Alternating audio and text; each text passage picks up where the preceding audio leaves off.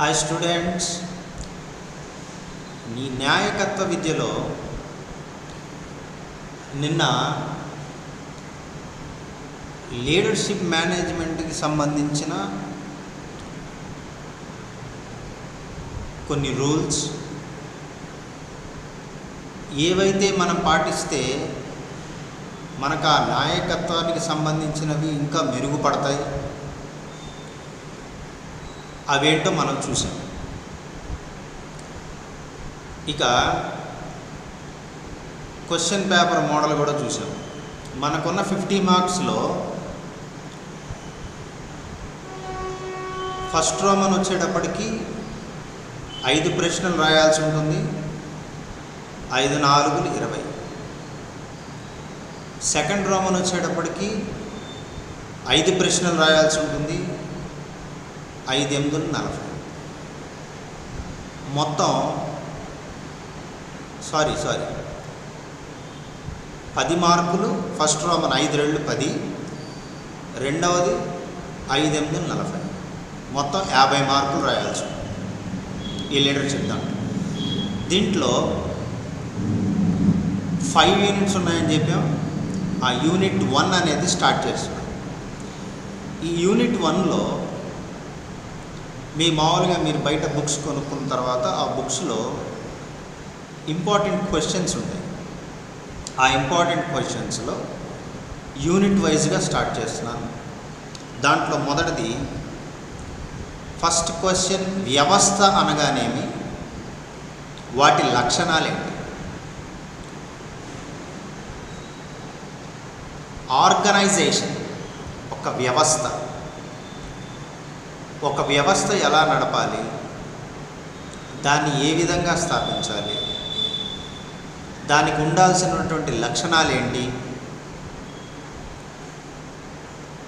అది ఎవరు ఎలా చేయగలరు, ఏంటి, దాని గురించి వాళ్ళ చూద్దాం. టాపిక్ ఈ ఆర్గనైజేషన్ అనే పదం ఆర్గానిజం అనే పదం నుంచి ఉద్భవించింది. ఇక్కడ ఆర్గానిజం అంటే అక్కడ ఇచ్చాడు మానవ శారీరక వ్యవస్థ. అంటే ఏవైతే అంగాలతో మన శరీరం అనేది ఒక రూపాన్ని ధరించిందో ఆ రూపమే వ్యవస్థ. ఎలా అయితే మనం ఈ శరీరంలోని భాగాలు లేకుండా మనం నివసించలేమో, అలాగే ఒక వ్యవస్థ జరగాలి అంటే, ఒక ఆర్గనైజేషన్ అనేది నడవాలి అంటే వాటికి కావాల్సినటువంటివి ఏమేమి ఉంటాయో అవి ఇప్పుడు మనం చూద్దాం. సరే, అసలు ఈ పదాలు నిర్వచనాలు ఎలా వచ్చినాయి, అసలు ఈ వ్యవస్థ అనే దాని నిర్వచనాలు ఏమేంటి? కొంతమంది ప్రముఖులు, పారిశ్రామికవేత్తలు, పెద్ద పెద్ద ఆలోచనాపరులు, వాళ్ళు చెప్పిన నిర్వచనాలు 2 చూద్దాం. మనకిచ్చాడు ఆ పుస్తకంలో చూడండి.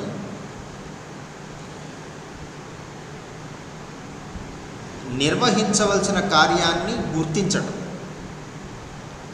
తర్వాత బాధ్యతల్ని, అధికారాన్ని నిర్వచించడం, ధ్యేయాల కోసం, సాధన కోసం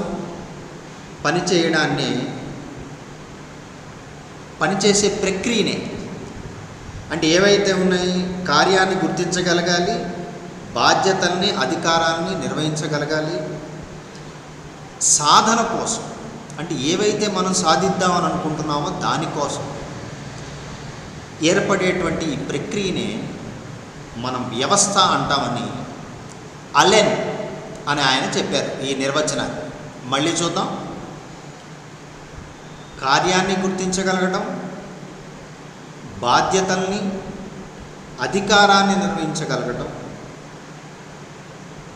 ఏవైతే సాధన కోసం అంటే ఎప్పుడు కృషి చేస్తూ ఉంటుందో అలాంటి ప్రక్రియనే మనం వ్యవస్థ అని అలెన్ అనే వ్యక్తి చెప్పారు. ఇక చాలామంది చాలా రకాలుగా చెప్పారు. ఇంకొక ఇంపార్టెంట్ పాయింట్ చూడండి,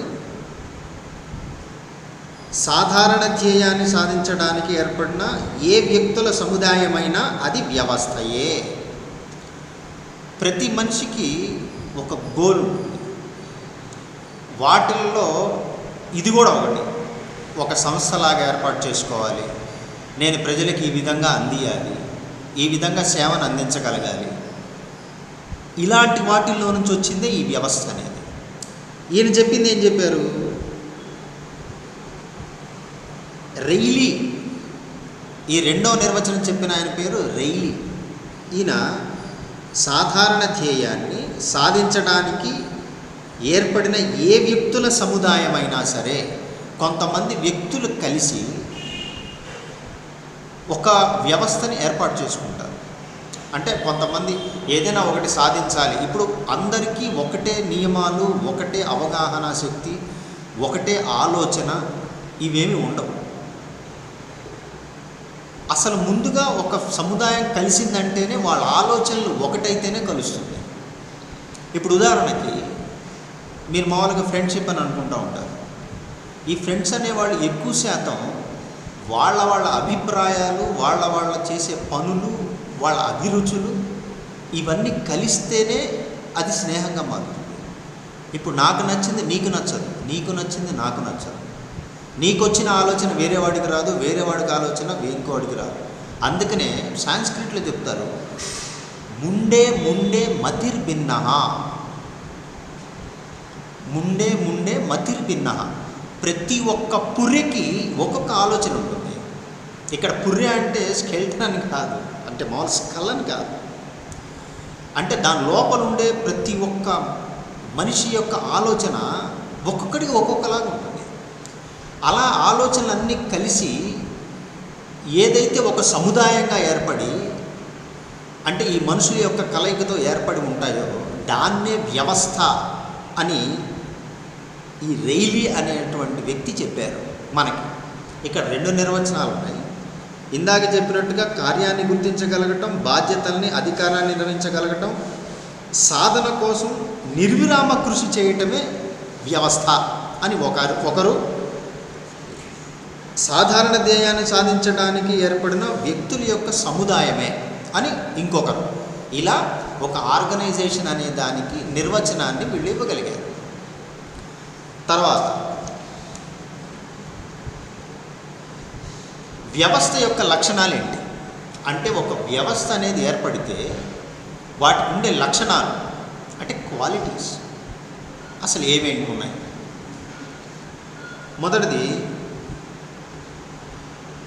వ్యక్తుల సముదాయం. వ్యక్తుల సముదాయం అంటే వ్యవస్థ ఏర్పడడానికి, పనిచేయటానికి వ్యక్తులు అవసరం.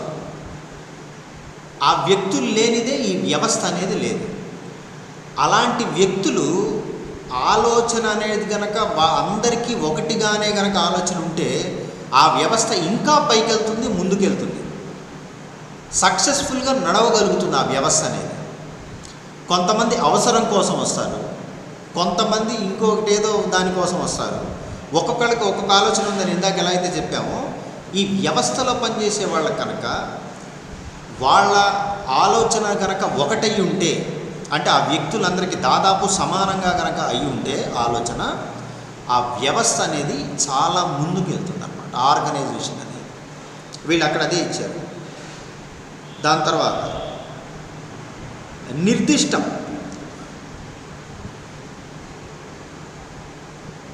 నిర్దిష్టం అంటే ఒకటి మెయిన్గా ఉంటుంది. వ్యవస్థ అనేది మారదు, దాంట్లో పనిచేసే వాళ్ళు మారుతారు, వ్యక్తులు మారుతూ ఉంటారు. అంటే ఒక్కొక్క వ్యక్తులు ఒక్కొక్క ఆలోచనలుగా వస్తూ ఉంటారు, అది సెట్ అవ్వకపోతే మారిపోతూ ఉంటారు. ఇక్కడ సంతృప్తిగా పనిచేసే వారికి పదోన్నతులు, సరిగ్గా పనిచేయని వారికి ఉద్వాసన చెప్పే అవకాశం ఈ వ్యవస్థకు ఉంటుంది. ఇది మెయిన్ పాయింట్ అండి. ఈ నిర్దిష్టం అనే దానికి, ఈ సబ్-హెడింగ్ నిర్దిష్టం అనే సబ్-హెడింగ్కి మెయిన్ ఏంటంటే, ఒక వ్యవస్థలో పనిచేస్తున్నప్పుడు, ఒక సంస్థ కింద మనం పనిచేస్తున్నప్పుడు వాళ్ళకు ఉండే అధికారం ఏంటంటే, పదోన్నతులు ఇవ్వటమైనా సరే, లేకపోతే సరిగ్గా పనిచేయని వారికి పదవుని తగ్గించడమైనా సరే, అవసరమైతే తీసేయటమైనా సరే, ఇది వారికి ఉండే మెయిన్ నియమం అన్నమాట, వాళ్ళకు ఉంటుంది. ఇవి ఏదైనా చేయొచ్చు వాళ్ళు. తర్వాత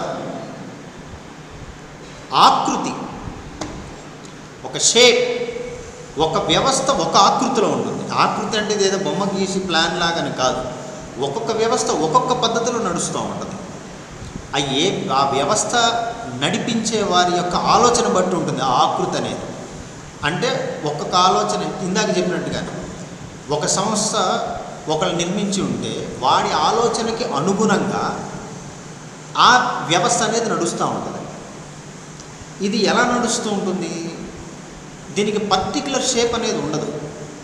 కొత్త కొత్త పద్ధతులు, కొత్త కొత్త అలవాట్లు, కొత్త కొత్త అభిప్రాయాలు అన్ని రోజుకి రోజుకి మనం మారిపోతూ ఉన్న ఈ పరిస్థితుల్లో వ్యవస్థ అనేది కూడా తన ఆకృతిని మార్చుకుంటూ ఉంటుంది.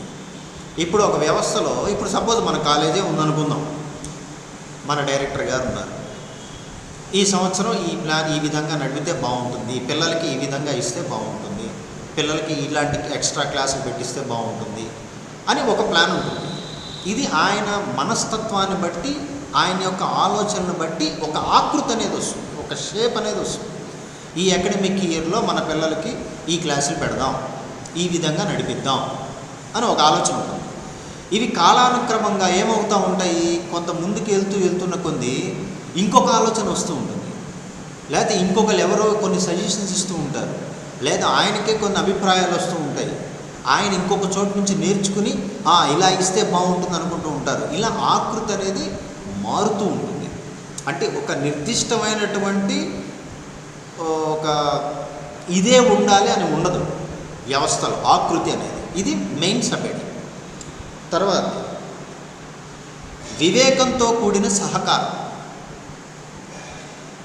ఇది మెయిన్ అండి. వివేకంతో కూడిన సహకారం అంటే ఇప్పుడు నువ్వు ఒక వ్యవస్థకి నడవాలి అంటే నీ సహకారం కావాలి. ఈ సహకారం ఎలా ఉండాలి?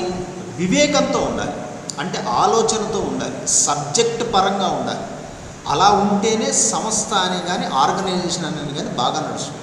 ఇక్కడ ఇచ్చాడు చూడండి, పరస్పర అవగాహన, ఇచ్చిపుచ్చుకునే ధోరణి ఉన్నప్పుడే సహకారం సాధ్యమవుతుంది. Is number 1 point. అక్కడ మెయిన్ పాయింట్లు మీకు సూచించున్నాను, మీకు మిగతా మొత్తం చదువుకోవడం కోసం. ఆ మెయిన్ పాయింట్లు అక్కడ ఇచ్చాడు చూడండి మీ పుస్తకంలో. పరస్పర అవగాహన, ఇచ్చిపుచ్చుకోవటంలోనే. అంటే ఇప్పుడు నీకు ఒక ఆలోచన ఉంది, ఇంకొకరికి ఇంకొక ఆలోచన ఉంటుంది. నీ ఆలోచనని ఎదుటివారికి చెప్పటం, ఎదుటివారి ఆలోచనని వినటం, ఇది కూడా ముఖ్యమే. చెప్పమంటే 100 మంది 100 రకాల ఆలోచన చెప్తారు, వినమంటే ఎవడ వేయండి. మనకున్న ముఖ్య ఇప్పుడున్న పరిస్థితుల్లో ఎక్కువ పిల్లలకు ఉన్నది ఇదే. చెప్పమంటే 100 చెబుతాడు, పాటించమంటే ఎవడు పాటించాడు. ఆ సినిమాలో ఒక డైలాగ్ ఉన్నట్టు, సలహాలు ఇవ్వటానికి కోట్ల మంది ఉంటారు, సరిగ్గా ఆడటానికి 11 మంది ప్లేయర్లు ఉండరు. సేమ్ అట్లాగే అనమాట. ఫర్ ఎగ్జాంపుల్ చెప్తున్నాను అనమాట. వాళ్ళ యొక్క విజ్ఞానాన్ని, వాళ్ళ యొక్క ఆలోచనల్ని పరస్పరం పంచుకోవటం. అలా పంచుకోవటమే కాదు, సహకరించగలగాలి. ఇప్పుడు మాకు మీటింగ్ పెడుతుంటారు ప్రిన్సిపల్ గారు, ఆయన కొన్ని సలహాలు సూచనలు ఇస్తూ ఉంటారు. ఇచ్చిన తర్వాత లాస్ట్లో ఇలా మీరు పాటించండి, ఇలా చేయండి అని చెప్పి, ఇంకా మీ ఆలోచనలు ఏమైనా ఉన్నాయని అడుగుతూ ఉంటాడు ఆయన. మీరేమైనా చెప్పాల్సినవి ఉన్నాయా, మాకు తెలియనివి ఇంకేదైనా మీరేమైనా మాకు చెప్తారా అని చెప్పి మమ్మల్ని మీటింగ్లో అడుగుతూ ఉంటారు సార్. అంటే పరస్పర అవగాహన పంచుకోగలగడం. ఏదైతే డైరెక్టర్ గారు ఈ విధంగా చేయండి అని చెప్పి చెప్తారో ఆ ప్రిన్సిపల్ గారు వాటిని విని అవి మాకు అందజేస్తూ ఉంటారు. ఈ అందజేసే విధానంలో పరస్పరంగా సహకరించుకోవడం సేమ్ ఇదే అనమాట. ఇప్పుడు ఇలా నడవాలి, సపోజ్ ఈ టైం టేబుల్ ఇలా వేసామండి, ఇలా జరుగుతూ ఉంది, వీటికి ఈ విధంగా మార్గాలను మీరు ఫాలో అవ్వండి, లేకపోతే ఈ విధంగా చేయండి, ఈ విధంగా చేయండి అని ఆయన చెప్తూ ఉంటారు. చెప్పిన తర్వాత లాస్ట్లో ఇంకేదైనా మీకు సందేహాలు ఉన్నాయా అని ఒకటి. రెండవది, మీకేమైనా చెప్పాలని అనిపించిందా? ఇప్పుడు నేను చెప్పిన దాంట్లో నా వర్షన్లో నేను చెప్పాను, ఇంకా మీరు ఏమైనా సజెషన్స్ ఇవ్వగలరా? అసలు ఆ మాట అనటం కూడా చాలా గొప్ప విషయం. అసలు అది ఒక నిర్వహణ చేసేవారికి ఉండాల్సిన ముఖ్య లక్షణం అది. అంటే పరస్పరం కనుక నీ వివేకాన్ని కనుక పంచుకోగలిగితే ఆ వ్యవస్థలో పనిచేయటం కానీ ఆ వ్యవస్థ కానీ చాలా సజావుగా ముందుకు సాగుతూ ఉంటుంది. తర్వాత సబ్హెడింగ్ లక్ష్య సాధన. ఇదండి లక్ష్య సాధన.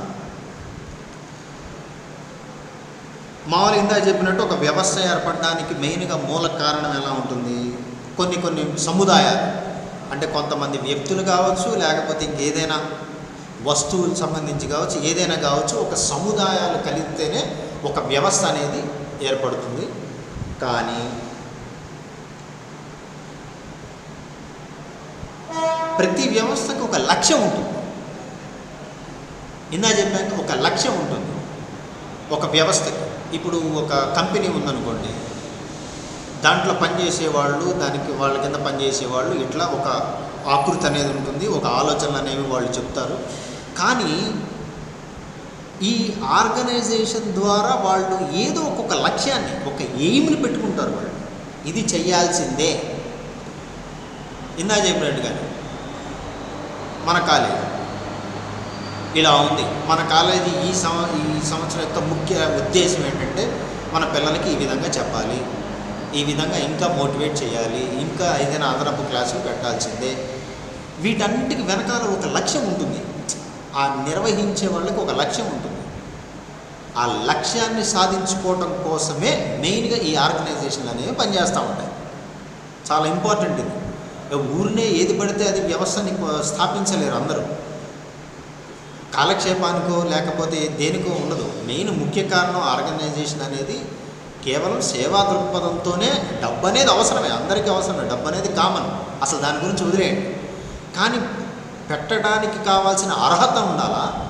ఈ అర్హతతో పాటు ఇందాక మనం చెప్పిన ప్రతి ఒక్కటి వ్యక్తుల యొక్క సముదాయం ఉండాలా, తర్వాత నిర్దిష్టమైనది ఒకటి ఉండాలా, దాని తర్వాత ఒక ఆకృతి ఉండాలా, అంటే వాళ్ళు ఏ విధంగా అయితే దీన్ని నడపాలనుకున్నారో ఆ ఆలోచన ఉండాలా. తర్వాత వివేకంతో కూడిన సహకారం, పరస్పరంగా అక్కడ పనిచేసే ఉద్యోగస్తులు కావచ్చు, లేకపోతే ఎవరైనా కావచ్చు, వాళ్ళ సహకారం కలిసి ఉండాలి. ఇలా సహకారం కలిసి ఉన్నప్పుడే ఈ సబ్హెడింగ్, ఫిఫ్త్ సబ్హెడింగ్ లక్ష్య సాధన. ఈ లక్ష్య సాధన అనేది మనం ఏర్పాటు చేసుకోగలం. ఒక లక్ష్యాన్ని సాధించగలగడం ఈ వ్యక్తుల యొక్క సముదాయంతో కలిసి. మెయిన్గా ఒక వ్యక్తి కానీ, వ్యక్తుల సముదాయం కానీ, లేకపోతే మేనేజ్మెంట్ కానీ, ఎవరైనా సరే అందరూ సహకరించుకోకపోతే ఆ ఆర్గనైజేషన్ అనేది ముందుకెళ్దాం, అసలు అది ఫెయిల్ అయిపోతుంది. ఇవన్నీ కలిసి ఉండాలి. ఇవన్నీ ఫెయిల్ అవ్వకుండా ఉండాలంటే ఆయనకు ఒక ముఖ్యమైనటువంటి ఒక ఉద్దేశం ఉంటుంది, ఒక లక్ష్యం. ఆ లక్ష్యాన్ని చేరుకోవాలంటే ఈ రూల్స్ అన్నీ ఫాలో అవ్వాలి. అది మెయిన్ పాయింట్. తర్వాత వచ్చేటప్పటికి శ్రమ విభజన. శ్రమ విభజన ఇక్కడ చూడండి, ఎక్కడ సలహాలు ఉంటాయో అక్కడ శ్రమ విభజన తప్పదు. ఇప్పుడు సలహాలు ఇవ్వడం చాలా ఈజీ, ఆ సలహాలని తగ్గట్టుగా నడుచుకోవటం మిగతా వారికి కష్టం. ఎదుటివాడిచ్చిన సలహాలని నువ్వు కరెక్ట్గా పాటించగలగాలి అంటే, ఇప్పుడు ఉదాహరణకు ఒక సలహా ఇవ్వాలి అని అంటే అతనికి చాలా జ్ఞానం ఉండాలంటే అది అంత ఈజీ కాదు. ఒక మేనేజ్మెంట్ నడపటం అంటే అంత ఈజీ కాదు. చదువు ఉండాలి, వివేకం ఉండాలి. మనం నిన్న చెప్పిన దాంట్లో కొన్ని సబ్హెడింగ్స్ చెప్పి మీకు వివరించాం. ఒక లీడర్షిప్ లక్షణాలు ఎలా ఉండాలి, అవన్నీ ఉంటేనే వాడు నాయకుడు అవుతాడు. ఆ నాయకుడి ద్వారానే ఈ ఆర్గనైజేషన్లు అనేవి రన్ అవుతాయి. ఇలాంటి ఆర్గనైజేషన్స్లో ఏ వ్యక్తుల యొక్క సదుపాయాలు ఉంటే ఆ వ్యక్తుల యొక్క సదుపాయాలతో ఇప్పుడు మనం చెప్పే ఈ సబ్హెడింగ్స్ ఏవైతే ఉన్నాయో ఇవన్నీ పాటిస్తేనే లక్ష్య సాధన అనేది జరుగుతుంది. మెయిన్గా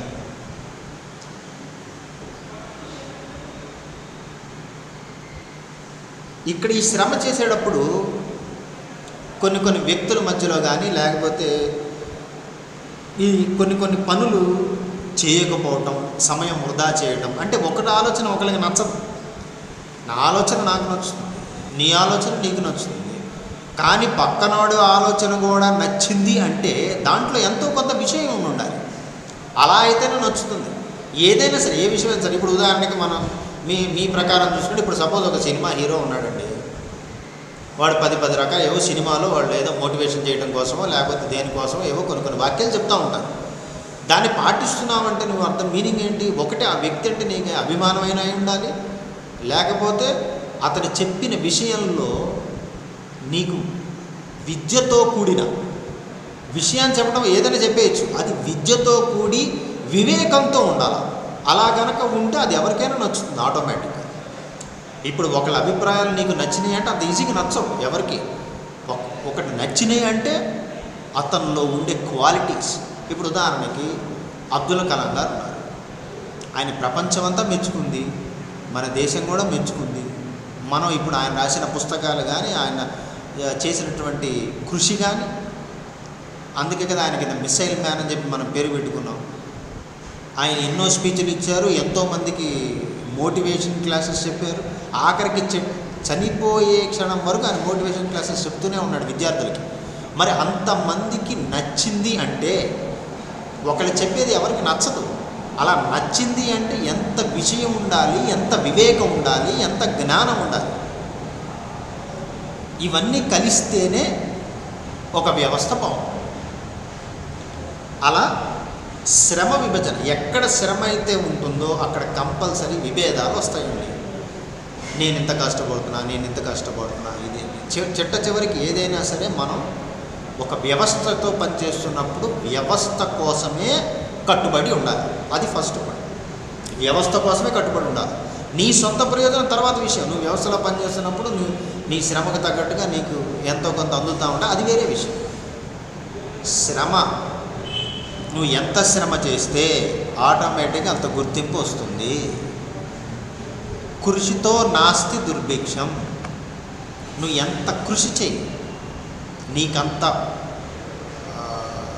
ఎదుటి వాళ్ళ నుంచి నీకు అంత రిప్లై వస్తుంది. తర్వాత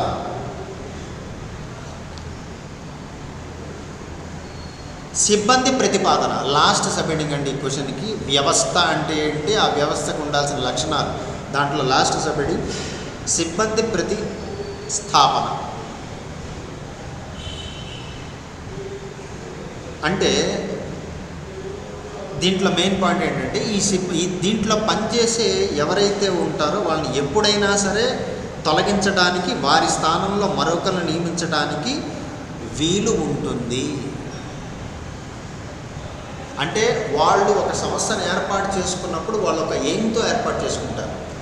అలా ఒక ఎయిమ్తో ఏర్పాటు చేసుకున్నప్పుడు వాళ్ళకి కనుక ఏదైనా డిస్టర్బెన్స్ కనుక వస్తే, వాళ్ళకి ఏదైనా అంటే మేము అనుకున్నది సాధించలేమేమో అని వాళ్ళకి గనక నమ్మకం అనేది కలగకపోతే, దానికి సంబంధించిన వ్యక్తిని కానీ ఆ సముదాయాల్ని కానీ, అంటే ఆ వ్యక్తుల యొక్క సముదాయాల్ని కానీ, అవసరమైతే వేరే వాళ్ళని తీసుకునే ఇదైనా, అవసరమైతే తీసేసేదైనా, అంటే వాళ్ళని తీసేయటమైనా ఈ వ్యవస్థకి ఉంటుంది. ఈ వ్యవస్థకి ఉంటుంది. ఇదండి ఇవాళ సంబంధించిన టాపిక్ వచ్చేటప్పటికి. వ్యవస్థ అంటే ఏమిటి, వ్యవస్థ లక్షణాలు అంటే ఏంటి మీకు ఆల్రెడీ చెప్పాను, మళ్ళీ ఒకసారి రివైజ్ చేద్దాం. ఒక వ్యవస్థ అంటే ఆర్గనైజేషను, ఇది ఆర్గానిజం అనే పదం నుంచి ఉద్భవించింది. ఎలా అయితే మన శరీరానికి సంబంధించిన అంగాలు ఏ విధంగా లేకపోతే మనం ఎలా అయితే మన బాడీ నిలబడదో, అలాగే కొన్ని లేకపోతే వ్యవస్థ అనేది నిలబడదు. ఆ నిలబడకపోవటానికి ఏవేమి ఉన్నాయి, నిలబడటానికి ఏవేమి ఉంటాయో మనకి కింద వివరించారు. దాంట్లో సబ్హెడింగ్ వైజ్గా చూసాం. ఫస్ట్ ఏం చేసాం, కొన్ని నిర్వచనాలను చూసాం మనం. ఆ నిర్వచనాల్లో కార్యాన్ని గుర్తించగలగటం, బాధ్యతలను గుర్తించగలగటం, అధికారాన్ని నిర్వహించగలగటం, అప్పగించినటువంటి పనులు చేయించగలగటం, ఇలా కొన్ని రకరకాలైనటువంటి నిర్వచనాలని మన అలెన్ అనే ఆయన చెప్పారు. రెండోది వచ్చేటప్పటికి రెయిలీ అనే ఆ వ్యక్తి చెప్పిన సాధారణ ధ్యేయాన్ని సాధించడానికి ఏర్పడిన ఏ వ్యక్తుల సముదాయాన్నైనా సరే మనం వ్యవస్థ అంటమే. అంటే ఏదైనా ఒకటి సాధిద్దాం, లేకపోతే ఒకటి చేద్దాం, ఒకటి అందిద్దాం, అది ఏదైనా సరే అది ఒక సంస్థే, ఆర్గనైజేషనే. ఇవి ఈ రెండు ఇంపార్టెంట్ నిర్వచనాలు. ఇక తర్వాత వచ్చినప్పటికి మనం ఈ వ్యవస్థకు ఉండాల్సిన లక్షణాలను మనం చూసాం. ఫస్ట్ సబ్హెడింగ్ గుర్తించిన వ్యక్తుల సముదాయం, అంటే గుర్తించాల్సిన వ్యక్తుల సముదాయం. అంటే వ్యవస్థ ఏర్పాటుకు కానీ పనిచేయడానికి కానీ వ్యక్తులు అవసరమే ఉంటారు. అలాంటి వ్యక్తుల్లో ఎవరైతే ఈ వ్యక్తుల ద్వారా మన ఎయిమ్ అనేది సాధించుకోగలం అనుకుంటారో ఆ వ్యక్తుల సముదాయాన్ని గుర్తించగలగడం. ఇది ఫస్ట్ పాయింట్. రెండోది వచ్చేటప్పటికి నిర్దిష్టం. అంటే నిర్దిష్టం అంటే వ్యక్తులు మారచ్చు, లేకపోతే ఆలోచనలు మారచ్చు, ఏదైనా మారచ్చు, కానీ వ్యవస్థ మారదు. అంటే ఆర్గనైజేషన్ అనేది మారదు. మెయిన్ అది. అంటే దాంట్లో కూడా ఎట్లా ఉంటాయంటే సంతృప్తిగా పనిచేసే వాళ్ళకి నాకు ఇది చాలు, నాకు ఇలా వీళ్ళు ఇస్తున్నారు కాబట్టి నేను వీళ్ళకి న్యాయం చేయాలి ఇలా అని చెప్పి కొంతమంది పనిచేస్తుంటారు. కొంతమంది లెక్క లేకుండా ఏముంది లేదా ఇది అని చెప్పి చేస్తుంటారు. వాళ్ళకి పదోన్నతులు ఇవ్వటమైనా సరే, లేదా పదవి నుంచి దింపేయటమైనా సరే ఈ వ్యవస్థకు ఉండేటువంటి ముఖ్య లక్షణం. తర్వాత ఆకృతి. అంటే వాళ్ళు ఏవైతే ఒక వ్యవస్థని స్థాపించడానికి వాళ్ళు పెట్టుకున్నారో ఒక ఆలోచన ఉంటుంది. అంటే ఎకడమిక్ ఇయర్ ప్లాన్ లాంటిది అన్నమాట ఈ ఆకృతి అనేది. అంటే దీన్ని ఇలా నడపాలి, ఇలా చేయాలి, ఇలా ఉంచాలి. ఇది మెయిన్. తర్వాత వివేకంతో కూడిన సహకారం. వివేకంతో కూడిన సహకారం అంటే పరస్పరం ఆ వ్యవస్థకు సంబంధించిన వ్యక్తులతో నుంచి అక్కడ పనిచేసే వ్యక్తులకైనా సరే ఏదైనా సరే వాళ్ళిద్దరి మధ్యలో పరస్పరంగా ఆలోచనలు సహకారాలు ఉంటేనే ఈ వ్యవస్థ అనేది నడుస్తుంది. Main point. తర్వాత లక్ష్య సాధన. అంటే ఈ సముదాయాలకి ఏదో వీళ్ళు ఏర్పాటు చేసిన దానికి ఒక లక్ష్యం ఉంటుందని చెప్పాక ఆ లక్ష్యాన్ని సాధించడం కోసం వాళ్ళు పాటించేటువంటి నియమాలు కానీ ఏమైనా కావచ్చు. తర్వాత శ్రమ విభజన. అంటే శ్రమ విభజన అంటే మనం ఇందాక చెప్పినట్టుగానే ఎక్కడైతే మనం ఒక వ్యవస్థలో పనిచేస్తున్నప్పుడు అక్కడ శ్రమ కంపల్సరీ ఉంటుంది. ఆ శ్రమని మనం ఏ విధంగా తీసుకోవాలి? పాజిటివ్గా తీసుకొని మన సంస్థ కోసం పనిచేస్తున్నాం, మనకి జీతం ఇచ్చి పెంచుతున్నారు, పోషిస్తున్నారు, వాళ్ళకి ఎంతో కొంత మనం చెయ్యాలి, ఇలా శ్రమ చేయాలి, ఇలాంటి ఆలోచన. ఒక్కోసారి అక్కడ ఏమవుతుందంటే మధ్యలో శ్రమ అనేది లోపిస్తుంది, పేషెన్స్ అనేది పోతుంది. ఆ పోయినప్పుడు ఒక్కోసారి పని అవ్వదు, పని జరగదు, వృధా అయిపోతుంటుంది సమయం. దాన్ని కంట్రోల్ చేసే శక్తి ఈ మేనేజ్మెంట్కి ఉంటుంది, వ్యవస్థకు ఉంటుంది. తర్వాత సిబ్బంది ప్రతిపాదన. ఇందాక చెప్పినట్టుగా సిబ్బంది ప్రతిపాదన అంటే ఏదైనా ఒక సిబ్బందిని కొంతమందిని తీసుకున్నప్పుడు వాళ్ళు కనుక ఏదైనా సరే ఎప్పుడైనా సరే వాళ్ళ లక్ష్య సాధన కోసం తీసుకున్న వాళ్ళని మా లక్ష్యం అనేది ఎక్కడైతే జరగదేమో అని ఇట్లాంటి ఆలోచన కనుక వాళ్ళకి వస్తే అట్లాంటప్పుడు వీళ్ళని తీసేసే అధికారం ఉంటుంది. అవసరమైతే కొత్త వారిని తీసుకునే అధికారం కూడా ఆ ఆర్గనైజేషన్కి, ఆ వ్యవస్థకి ఉంటుంది. ఇది ఇవాటి టాపిక్.